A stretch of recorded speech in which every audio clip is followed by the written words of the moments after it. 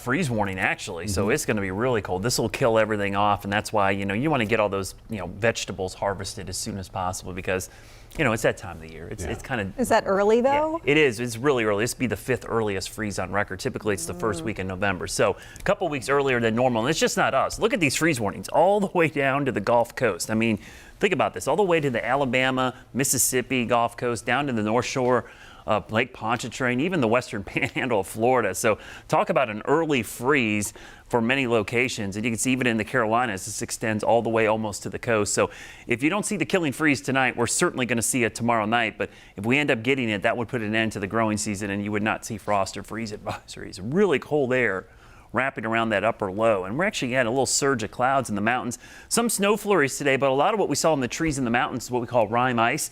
The clouds, they've got super cooled water in them.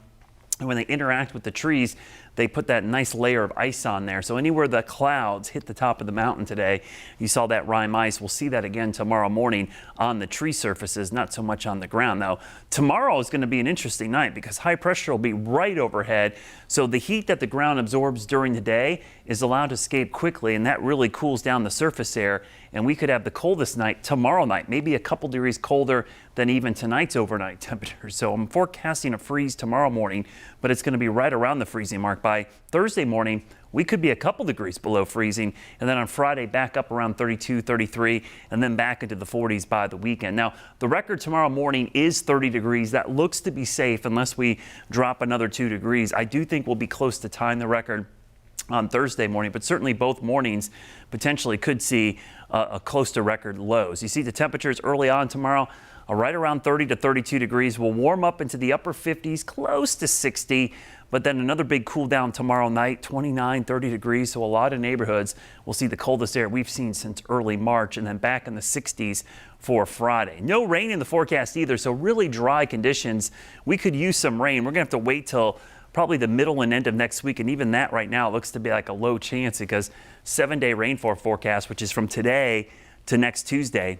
Big goose egg for the southeast, including the Carolinas. And this has been one of the driest autumns we've had. If it wasn't for Ian, we would have almost no rainfall. But there is a big flip in the pattern. The yin and yang of this fall weather is kind of the cold air retreats and then the hot air builds in the East Coast again. Cold air shifts to the middle and western part of the country. So you start to see 6 to 10 day outlook shows warmer temperatures along the East Coast, but also pretty dry conditions. The moisture should be to our west. Hopefully we can get some rainfall in here, but right now, I'm not too excited about the rain chances, at least in the next 7 days. Tomorrow, after that really cold and frosty start, we should be back up into the upper 50s. The 7-day forecast shows that slow warming trend into the 70s this weekend, mid 70s early next week. By the end of the week, we should see another cool down, but only back into the mid and upper 60s.